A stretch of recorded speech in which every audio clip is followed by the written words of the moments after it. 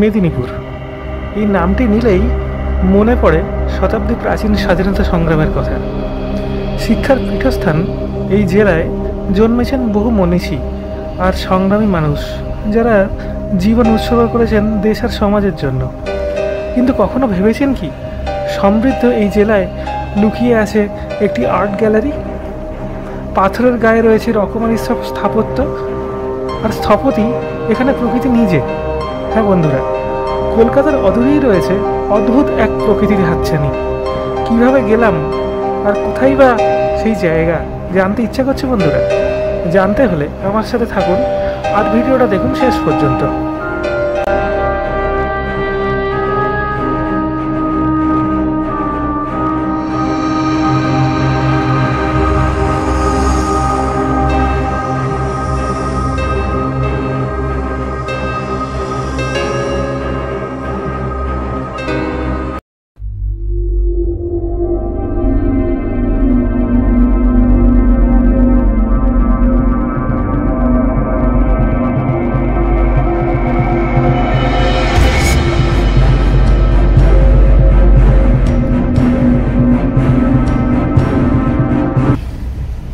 তো সুপ্রভাত বন্ধুরা, আরও একটি নতুন ফ্রেশ ট্রাভেল ব্লগে আপনাদের সবাইকে স্বাগত জানাই। আমি এই মুহূর্তে রয়েছি খড়গপুরে। তো খড়গপুর থেকে আমি যাচ্ছি এই মুহূর্তে গনগনি। গনগনিকে বলে পশ্চিমবঙ্গের গ্র্যান্ড ক্যানিয়ন। তো সেই গ্র্যান্ড ক্যানিয়ন দেখতেই যাচ্ছি আমি গাড়ি করে। তো খড়গপুর স্টেশনে আমি ট্রেনে করে এসেছি, আর এখান থেকে আমি একটি গাড়ি হায়ার করেছি। গাড়ির রেট হলো পার কিলোমিটার 13 টাকা করে, INR 13। তো গনগনির ডিস্টেন্স হলো এখান থেকে প্রায় 70 কিলোমিটারের মতো। আর একটু এগোলে আরেকটা স্পট পড়বে, সেটা আপনাদের কিন্তু দেখাবো। তো সঙ্গে দেখুন বন্ধুরা, হতে চলেছে একটি সুন্দর ব্লগ, আপনারা এনজয় করবেন আশা করি। তো যাত্রার গতিপথ সম্পর্কে বলতে গেলে বলতে হয় বন্ধুরা, খড়গপুর থেকে বেরিয়ে আমরা এখন গড়বেতার দিকে যাচ্ছি। তো গড়বেতা হলো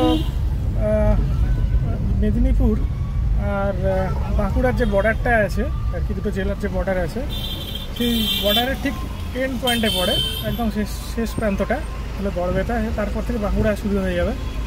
তো সেই জায়গাটাতেই রয়েছে গনগনি, যেখানে শিলাবতী নদী বয়ে চলেছে এবং তৈরি করেছে সব সুন্দর ভূপ্রকৃতি।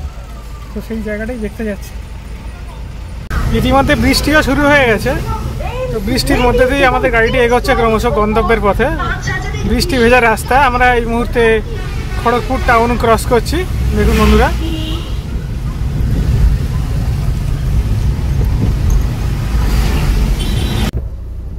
তো গল্পের শুরু এখানে নয় বন্ধুরা, গল্পের শুরু হয়েছিল এখন থেকে প্রায় 3.5 থেকে 4 ঘন্টা আগে, যখন আমি সকাল 7টা নাগাদ রওনা দিয়েছিলাম বাড়ি থেকে।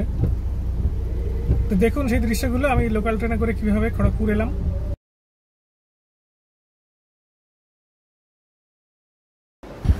তো সেদিন যাত্রাটি শুরু হয় বন্ধুরা হাওড়া স্টেশন থেকে খড়গপুর লোকালে করে। দিনের শুরুটা বেশ ভালোই হয়েছিল, আরাম করে আমি হাওড়ায় পৌঁছেছিলাম আর ট্রেনটি পেয়ে গেছিলাম নির্ধারিত সময়ে।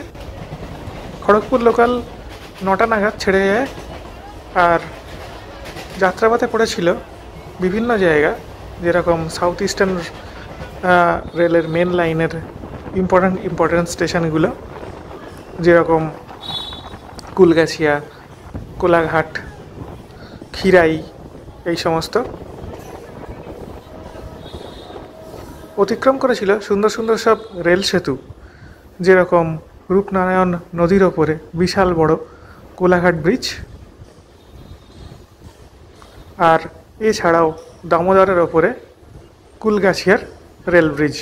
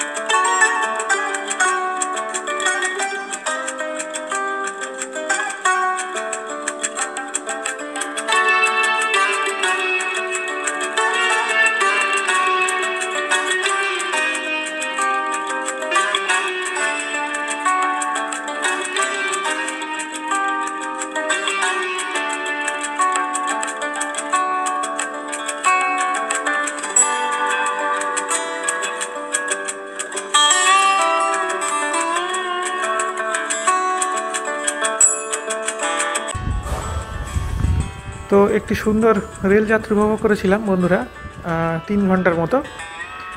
তারপর আমি খড়গপুর স্টেশনে পৌঁছাই এবং খড়গপুর স্টেশনে নেমে আমি একটি গাড়ি ধরি, কারণ খড়গপুর স্টেশনের সামনে অনেক গাড়ি দাঁড়িয়ে থাকে। আমি এরকমই একটি কারকে ধরে আমি গড়বেতার উদ্দেশ্যে যাত্রা করি। এই মুহূর্তে আমরা শালবনী টাউনটা ক্রস করছি। এটা হলো শালবনী টাউন, ছোট একটা টাউন।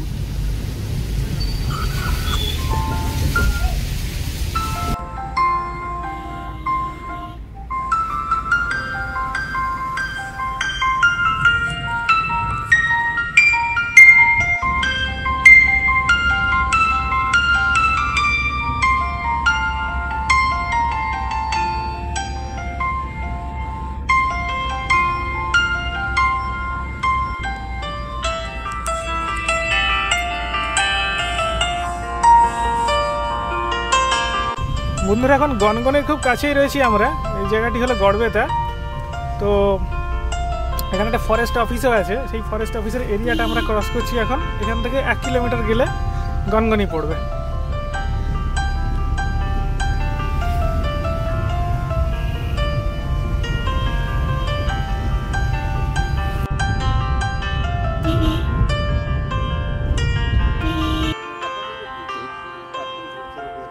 বন্ধুরা, এই মুহূর্তে গনগনি পৌঁছে গেছি। দেখুন গনগনির পেছনের জায়গাটা, এটা পার্কিং জোন। এখানে কার পার্কিং জোন, এখানে গাড়িটাকে পার্ক করানো আছে। এই গাড়িটাতে করেই আমি এসেছি। এই যে এই গাড়িটা, এটা পার কিলোমিটার 13 টাকা করে। গনগনের ডিস্টেন্স হলো 70 কিলোমিটার খড়গপুর টাউন থেকে। আসতে সময় লাগলো প্রায় 1.5 ঘন্টা থেকে 1.5 ঘন্টার মতো। তো চলুন তাহলে আসল স্পটটার দিকে যাই আস্তে আস্তে। বন্ধুরা, এটা হলো Gangani grand canyon of West Bengal লেখা আছে। এখানে আছে টিকিট কাউন্টার। তো আমি টিকিট কাউন্টারের দিকেই এখন যাচ্ছি। দেখুন বন্ধুরা, এটাই হলো গনগনি। এটাকে বলা হয় পশ্চিমবঙ্গের গ্র্যান্ড ক্যানিয়ন। তো গ্র্যান্ড ক্যানিয়ন কেন বলে, যে আপনারা জানেন অ্যারিজোনাতে, আমেরিকার অ্যারিজোনাতে যখন নদী প্রবাহিত হয়েছে, ভাঙতে ভাঙতে গেছে পাহাড়টাকে এবং পাথরকে, সেজন্য তৈরি হয়েছে গিরিখাতের মতো জায়গা। হ্যাঁ, তো এখানেও ঠিক একই রকম জিনিস হয়েছে। শিলাবতী নদী, এই যে ডান দিকে ঘোরাচ্ছি ক্যামেরাটাকে, দেখুন শিলাবতী নদী। এই শিলাবতী নদী প্রবাহিত হয়েছে এবং এর পার্শ্ববর্তী যে সমস্ত ভূপ্রকৃতিগুলো আছে, পাথর এবং লাল মাটি, এগুলোকে ভাঙতে ভাঙতে গেছে। তো সেই জন্য এরকম তৈরি হয়েছে অদ্ভুত সব ভূপ্রকৃতি, গুহার মতো স্ট্রাকচার। সেগুলো আমি দেখাচ্ছি আপনাদের। এখানে টিকিটের প্রবেশ মূল্য হলো 5 টাকা মাত্র, আর গাড়ির পার্কিং চার্জটা হাই, ওটা হলো 100 টাকা। এবার দেখুন এই সিঁড়ি দিয়ে আমি আস্তে আস্তে যাচ্ছি ওই গিরিখাতের মতো যে সমস্ত আকৃতিগুলো রয়েছে, ভূপ্রকৃতিগুলো রয়েছে আর কি, তার কাছে এইরকম অজস্র চড়াই উতরাই রয়েছে। এবং দেখুন মাটিটার রঙটা কীরকম এখানে। এই চড়াই উতরাইগুলো পেরিয়েই আমাদেরকে ওই পাহাড়গুলোর কাছে পৌঁছাতে হবে।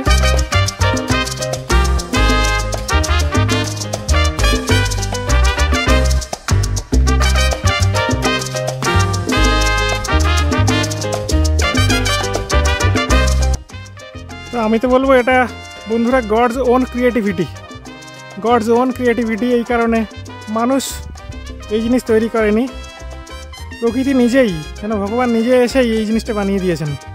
তো দেখুন একটা গুহার মতো আকৃতি তৈরি হয়েছে। আমি দেখার চেষ্টা করছি ওর ভেতরে কি রয়েছে। দেখুন বন্ধুরা, প্রকৃতি নিজেই এখানে স্থপতি।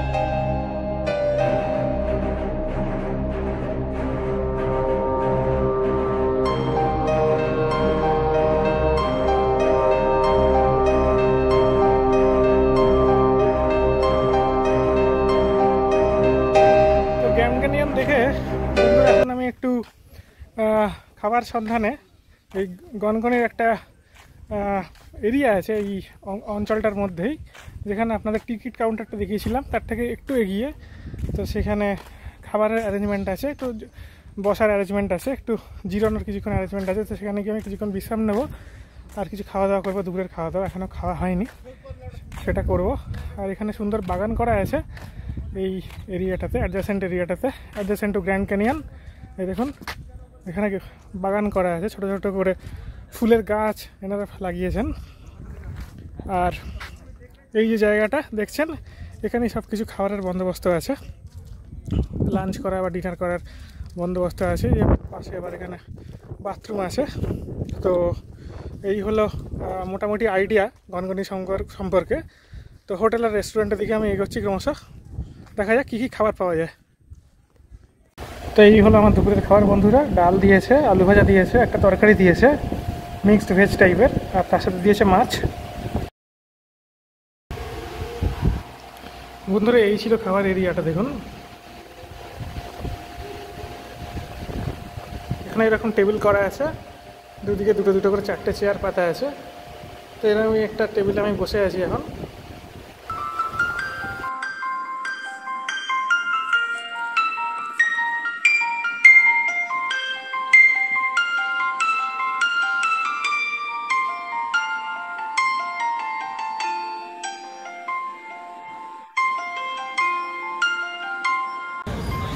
বন্ধুরা শেষ হয়ে গেল গনগনি ট্যুর।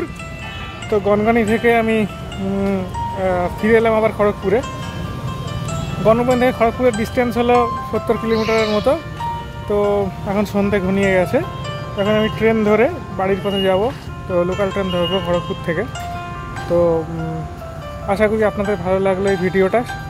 এটা একটা অন্যরকম ভিডিও ছিল, কারণ এই জায়গাটা আমার কাছেও নতুন। এরকম জায়গায় কোনোদিন আমি আসিনি। এটা একটা গ্র্যান্ড ক্যানিয়ন বলে এই জায়গাটাকে, এবং অদ্ভুত সব ভূপ্রকৃতি রয়েছে। যাই হোক, আমার বেশ ভালোই লেগেছে ঘুরে। তো ভিডিওটি ভালো লাগলে চ্যানেলটি সাবস্ক্রাইব করবেন, লাইক করবেন, আর একটু ছড়িয়ে দেবেন আপনাদের বন্ধুদের মধ্যে ভিডিওটাকে। এই বলে আমি বিদায় নিচ্ছি বন্ধুরা। শুভ সন্ধ্যা।